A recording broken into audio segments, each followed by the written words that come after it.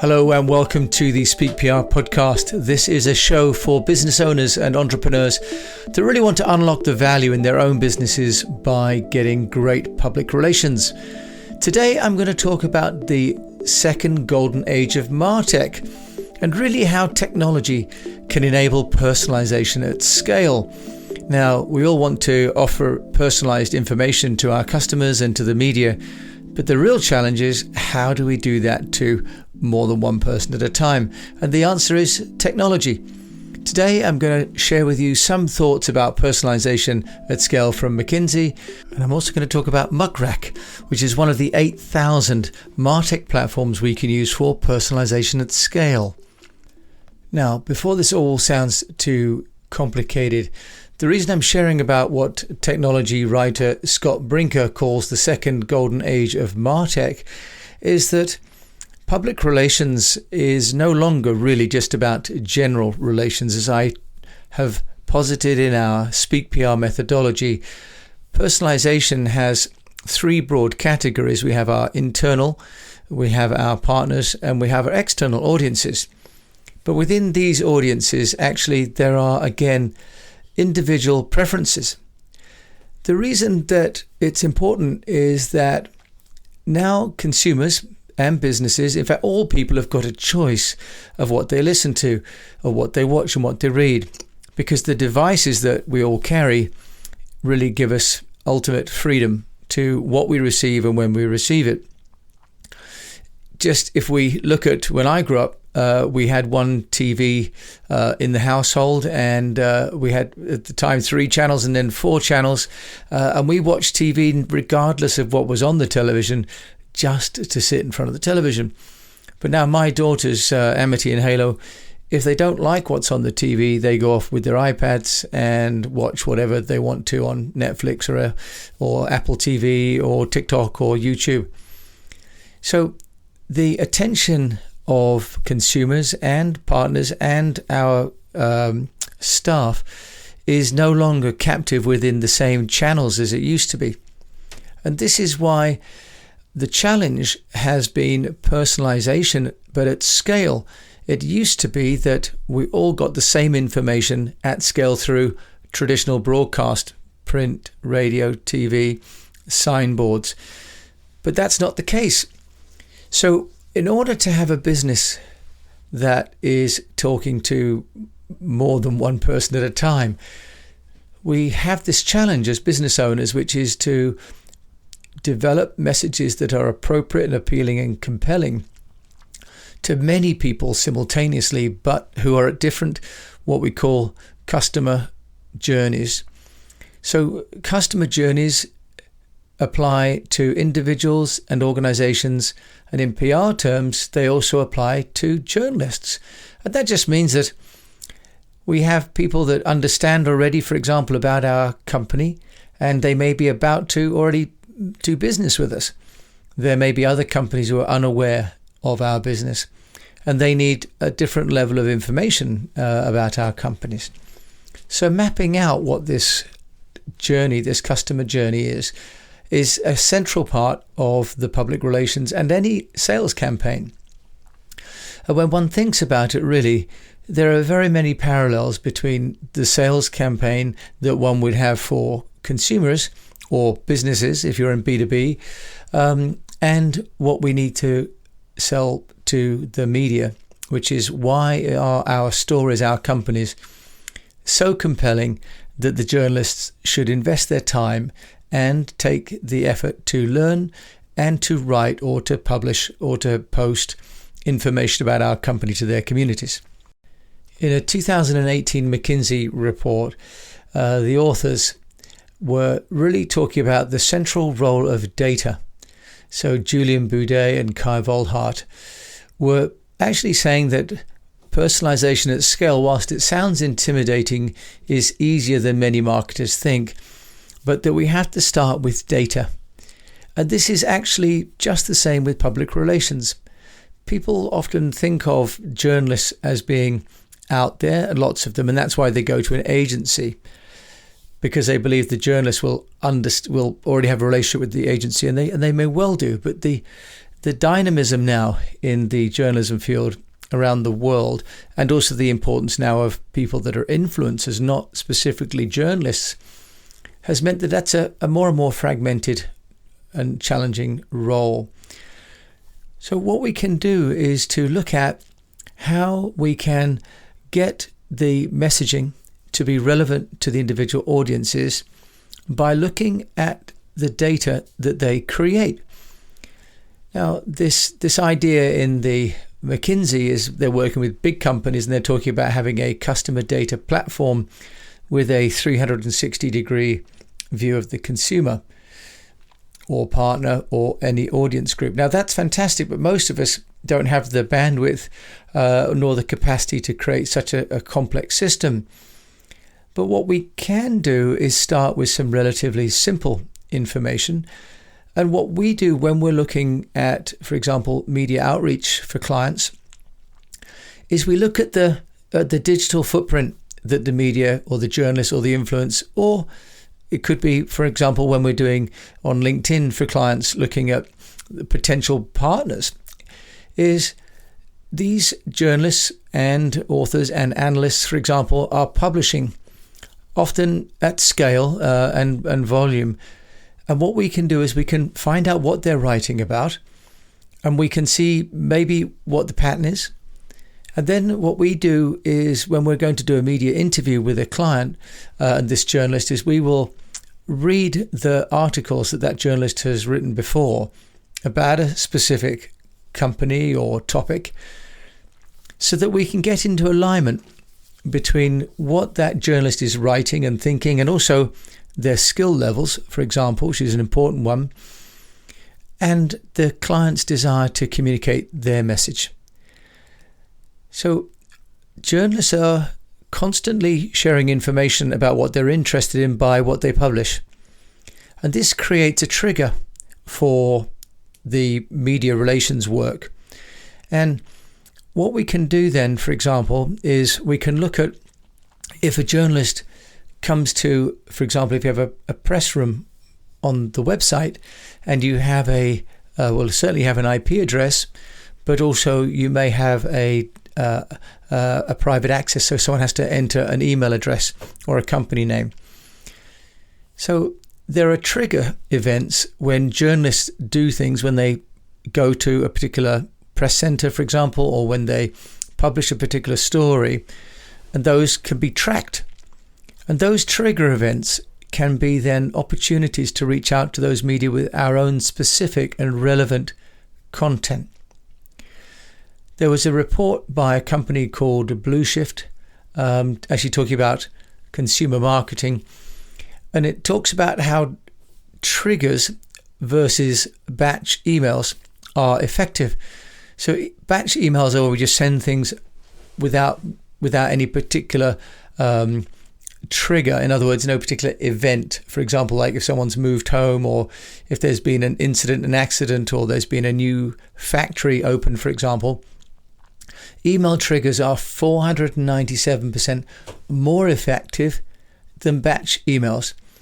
And mobile push triggers are 1,490% more effective than batch push notifications. In other words, if I've bought something and then I get an SMS saying, "You've bought, do you want this?"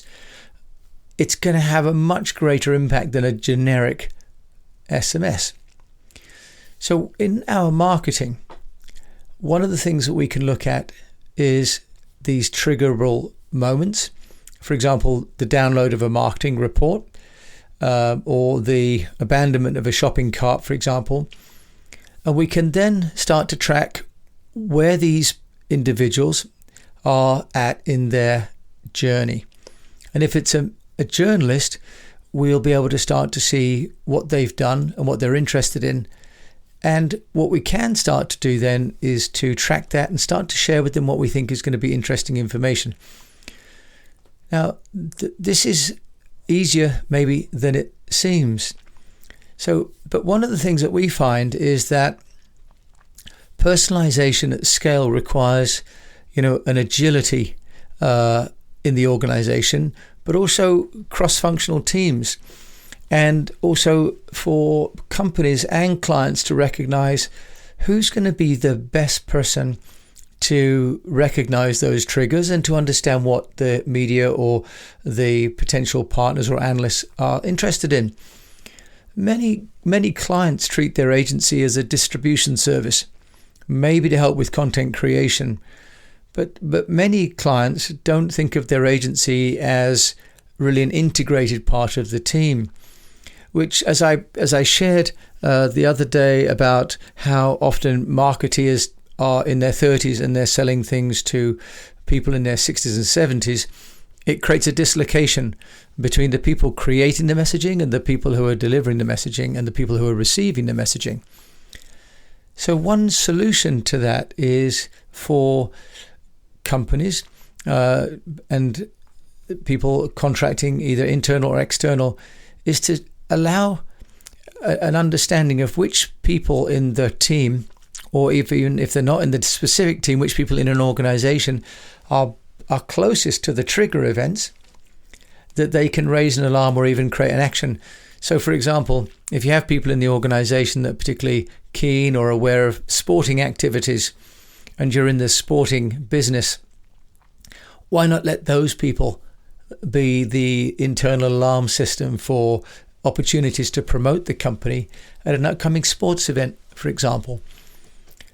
So how do we do this at scale? Well, the 2018 edition of Scott Brinker's Marketing Technology Landscape lists some 7,000 marketing technology solutions.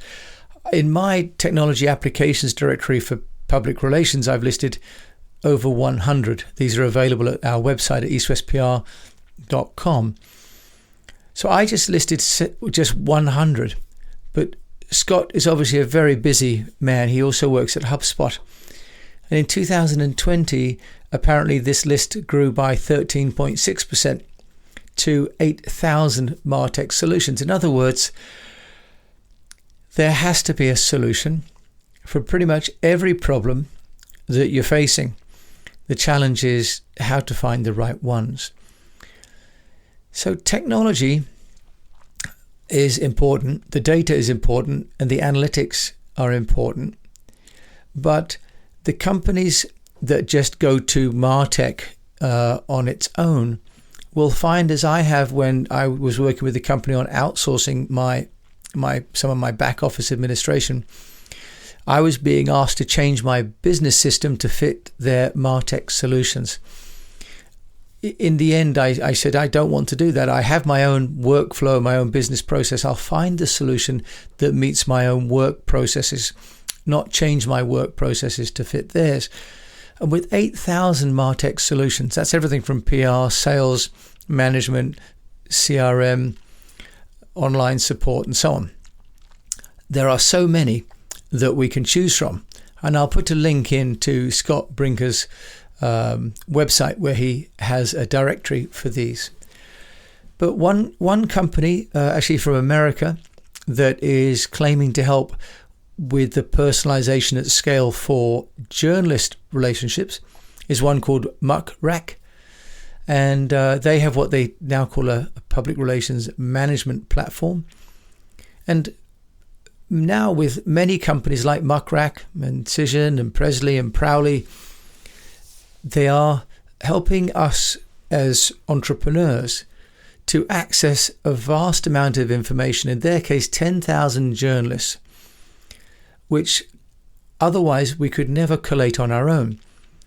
Now, in the case of martech, I've included that because I think it's quite interesting, because the journalists themselves go in and showcase their pitching preferences right on their portfolios. So the journalists now in the martech platform are basically saying what kind of stories they're interested in and how to pitch to them. We want to do personalization at scale. If journalists, as we see in martech, are actually giving their personal preferences in order to save themselves time and to receive impactful stories, then our job of creating the content for these journalists has become so much easier. Now, Muckrack claims to be the only media database that offers journalists the ability to control their own public profile. Certainly some of the other ones I've looked at, like Tellum and Cision, are sort of research-based, and Prowly is AI, where it's going out and finding journalist contact details by searching the web with AI and bringing back things like Twitter and Facebook and Instagram handles. But Muckrack for 10 years has had this ability for journalists to write down for example, what time of day they would like to be pitched at, whether they would like to respond typically to a pitch or they don't, how long they like the pitch to be in terms of word count or duration, whether they like a follow-up. So there are some other tools there around enabling you to share that information with your team, which is, I think, collaboration now, of course, is essential. You can work from a unified platform, and you can also store your own data. For those of us that have in the past used Excel spreadsheets and then shared them, for example, on Google, as a shared spreadsheet with other team members, we're pretty familiar with that. But also what you can do with Muckrack is you can send and schedule personalized pitches by customizing the email content for each person and tracking who's engaged and managing the follow-up. So then you could create batches. You could create batches for journalists that are profiled both by interest but also by style of approach. So this is that personalization at scale that is the holy grail now in consumer marketing. But in public relations, as we have more and more dispersed and fragmented media, but also, let's call them unofficial media, influencers and bloggers and so on, it's impossible to keep up with them all. It's certainly impossible to have a relationship with them all as we used to in the old days, with a limited number of media, with a lot of time, and the old PR long lunch, which was legendary. Of course, there isn't even time for an espresso anymore. So this golden age, or second golden age of martech, where there are ecosystems, experts and citizen engineers, as Scott Brinker calls it, I'd like to add the fourth element, and that is entrepreneurs. Because ecosystems, experts and engineers don't have anything to say on their own. They're waiting for the content that entrepreneurs can share. And it's the content that's the king still. It's the stories, as I've mentioned, for example, with the model for storification with Park Howell. It's the entrepreneurs' stories that ultimately are the fuel for the martech engines. So I share that personalization at scale is something that we can all do. And we can do it as entrepreneurs, as small business owners, by using the technology. There are plenty of them out there. If I can help in any way to help you select or shortlist or to interview people that you find interesting, I would love to help to do that. So my name is Jim James, and I'm sharing ways that business owners can unlock value in their businesses using great stories and using great technology. So I'm sharing this in a way it's personalization at scale, because you're listening to me one-on-one in the quiet environment with your headphones on, and I'm talking to you from my own TARDIS here in Somerset of England. So with that, I wish you best of health, a profitable business, and that you keep communicating with personalization at scale.